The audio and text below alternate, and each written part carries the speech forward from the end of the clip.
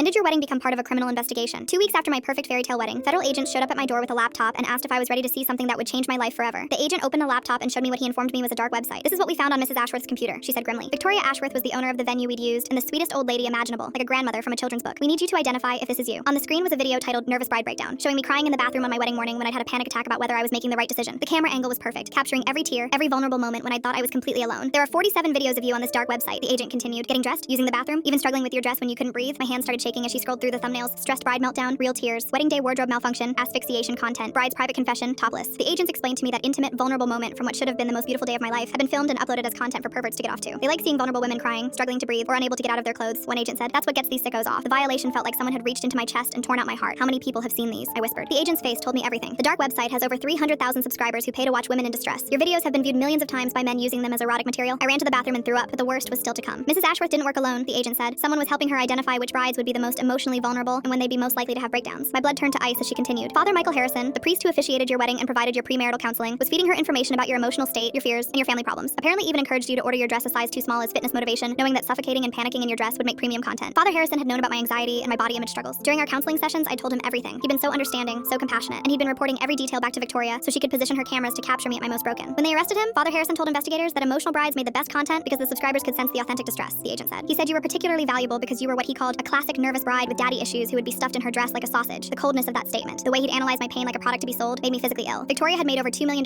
selling footage of vulnerable brides to men on the dark web who got off on watching women suffer. When they finally arrested Victoria, she was completely unrepentant. She told investigators that brides were asking for it by being so emotional and that she was just giving perverts what they wanted to see. She showed no remorse for destroying the most important day of our lives or for violating our trust in the most disgusting way possible. The dark website was shut down, but the damage was permanent. 43 brides discovered that their most private moments had been turned whack-off content. Some of the videos had been downloaded and shared on other dark websites. We'll never know how many perverts have used our most vulnerable moments for gratification, and we'll never get that privacy back. Victoria got 15 years in federal prison. Father Harrison got 10 years and was defrocked. But the violation of having our wedding day turned into content will haunt us forever.